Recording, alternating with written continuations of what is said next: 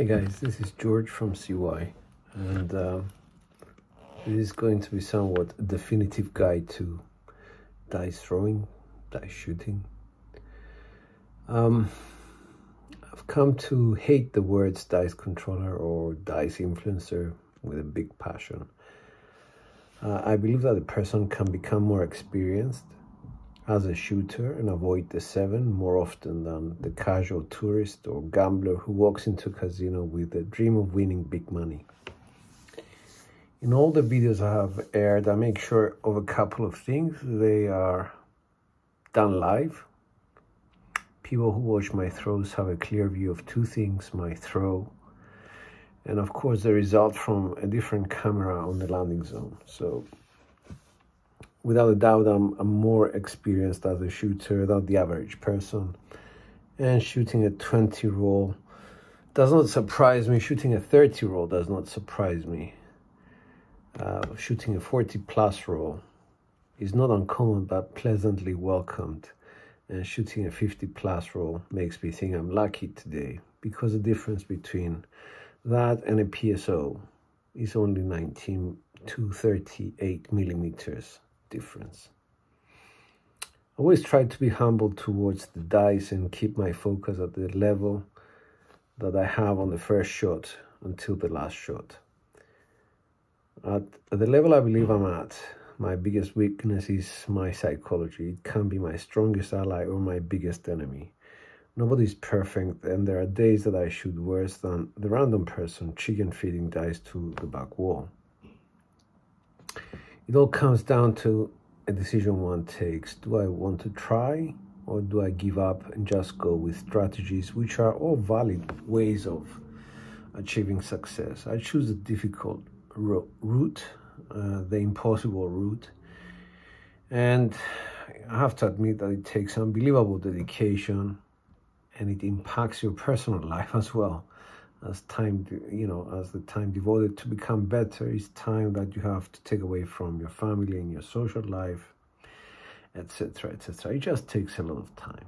Well, is it worth it? It all depends on how you view your life, I guess, whether you are content with being okay at everything or being the best that you can be in a few specific areas in your life. There is no right or wrong. It's up to the individual to choose. I don't usually talk to anyone of my closest friends in Cyprus about my passion for becoming more proficient in the art of shooting dice, but those who ask me, they see how my whole face lights up when I start explaining to them the grip, the set, the intricacies of this process, and they are impressed at how dedicated I am. I have a true passion for this, and I have a passion for it as a sport, and some would say I'm a purist about it. Not really concerned about the money aspect of it, but more about the successful shooting side of things and just beating the edge of the casino in that respect. In order for a craps player to be successful at this game, he cannot exclude from his journey the importance of strategy, of course, and money management. Becoming proficient at recognizing how to align his shooting ability to his betting. Once you're aligned with both these things, you become a threat to the casino because you're betting what you're hitting. You know your limits, and you're off the table way before it's time for the 7, and you're already profitable. You have the discipline and realize when you're happy with the hits you got, and you have already pre-calculated when it's time to be off the table, when to say enough losses or indeed enough profits. What does that mean? Well, it actually means a lot of practice, so much practice. Before we start, I just want to give you an idea of the decision making that a shooter has to make if he's more than average, because I'm sure professionals do go through a more elaborate process than I do, but you will understand what I mean. So I pick a position on the table, usually stick left. It has to be position 1.5 to to 2.5. That's stick left 1.5 to 2.5. Posture, left foot back for the shot towards the center. That's the third decision. Decide on the dice set to be used. In this case, could be a 3V set. Fourth decision, dice pick-up position. Where do you pick them up from? From above. From above me, I lower my hand down, touch the table with all fingers to make my fingers become straight to each other, and then lower them so that only my middle finger and the thumb are touching the dice. Rotate my wrist. That's decision number 5. Rotate the wrist so that the dice are facing the landing zone, and only then do my index finger and ring finger touch the edges of the dice. Decision 6, rest the dice on the table. Decision 7, announce to myself the count. Let's assume it's going to be a 3 count, which is a 1, 2, 3, 1, 2, 3. Breathe out. Exhaling helps me relax the muscles in my arm and generally the body. Stare at my landing zone. Visualize the whole flight of the dice before it happens, and then we go to step 11. Start the count while the dice go through the backswing to the 1, 2, 3 position. As soon as the forward swing starts, start counting again. Be careful to execute a smooth forward swing with no jerking when muscle groups change roles, because there's an exchange where one muscle group becomes dominant, the other one becomes, it follows the other muscle group. Release on 2. And track left eye with my eyes. And follow through on the 3rd count, keeping hand in a follow-through position until I ensure the dice have settled down. See the result. Do a behavior analysis of what happened, having in mind left eye result. Incorporate behavior of the dice into your next toss. Decide on the adjustment if needed. Set dice with adjustment incorporated for the next toss, or even decide on using another family of sets.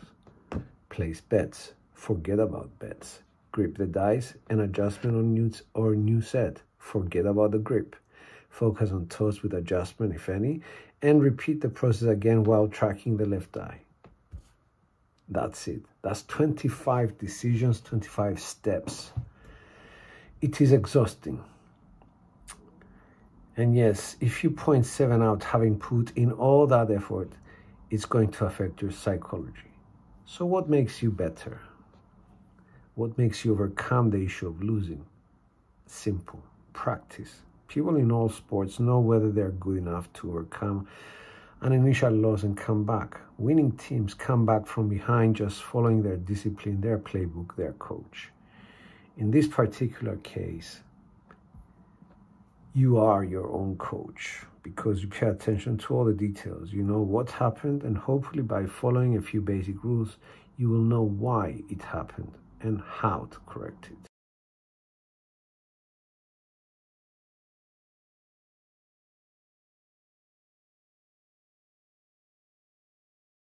So, having gone through all the steps, let's go back and let's start the definitive guide to dice setting, dice shooting.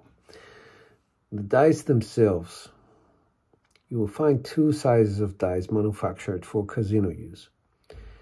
One dice size is 0.750 inches, considered to be the small dice, weighing between 8.5 grams and 8.7 grams.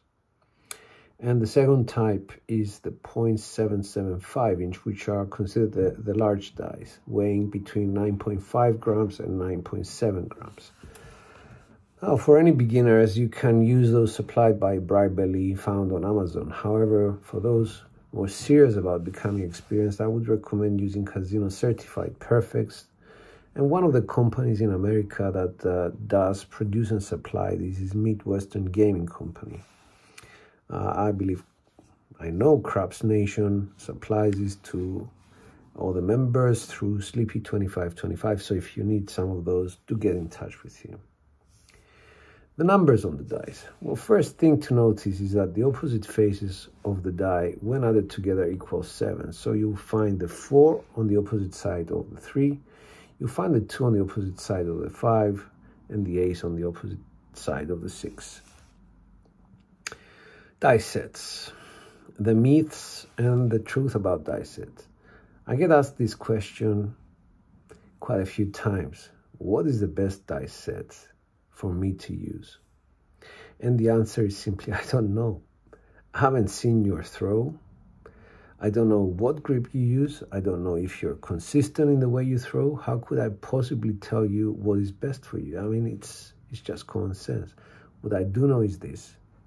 If you throw in a manner that demonstrates consistent application of hand movements, landing zone, grip, posture, and position at the table, then you can certainly find a die set that will bring to the surface those good traits and make you improve your 7 to rolls ratio, the SRR, as well as your 7-out ratio, the SOR.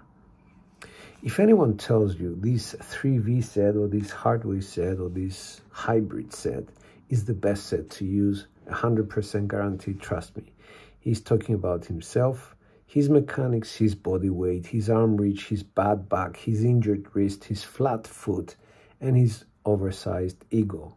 One set does not fit all. Having said that, there are families of sets that people should be aware of. The 3 families of sets. We have the infamous hardware set. This is a GTC preferred set. This is what they advertise as being the best. The V sets and the cross sixes, they belong to the same family as well. And then you have the kissing sets. Kissing sets is, I think, some sort of a name I gave to these sets is when 2 hardwares are inside, like 6s together, or like the 4s together on the inside as you hold the dice. So that's what I call a kissing set. Why do I call them families of sets? Because they share one thing in common. The way they produce 7s is identical. If you're using a 4-2-4-2 set or a 5-3-5-3 set, you double pitch those dice, it's going to be a 7. Doesn't matter what sort of 7, it's just going to be a 7. If you implode both dice, it's going to be a 7. If you explode both dice, it's going to be a 7. So it's the same with V sets. They have the same traits. Double pitch them, there is 2 7s on them.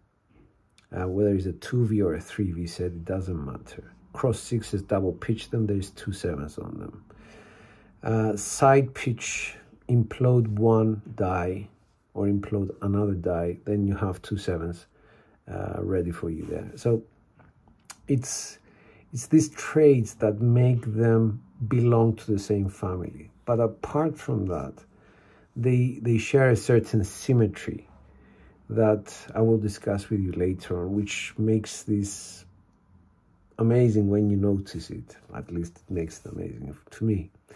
And the kissing sets, of course, you know, you drift a kissing set, it's a 7. If you're using the normal kissing set where you have 4-5-5-4, for example, single pitch them, it's a 7. Or you can do the hybrid one, which I use, which is a, let's say a 4-5-3-5, which is a 7 on the top. You double pitch them, you'll find 2 7s. So basically they share the same ways of reaching a 7.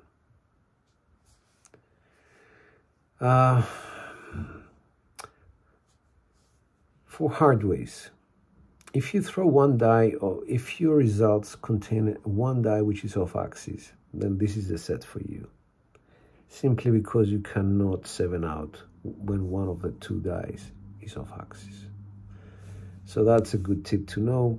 Perhaps it will become your favorite set. Tip number 2, for V sets. You better be great on the an on-axis shooter. Otherwise, the V sets will flood you with 7s. There is 4 7s available to you on a V set if you go one die off axis. If you implode or explode both dice, no problem whatsoever. But this set is not very forgiving, let's say, if you frequently go off axis. There is 4 7s on that. Kissing sets. The tip: if you implode or explode your dice a lot, great, use the set. It's not going to yield, you know, any sevens.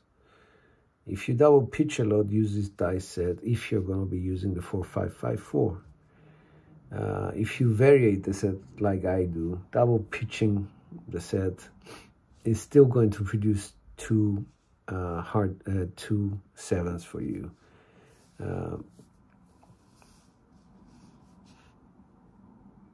So yeah, I mean, every set and every variation of the set has its pros and cons. Basically, this is how you align your throw to the set. It's not me telling you use this set. It's what you demonstrate through your mechanics and how you throw and how the dice react to your throw that makes the difference.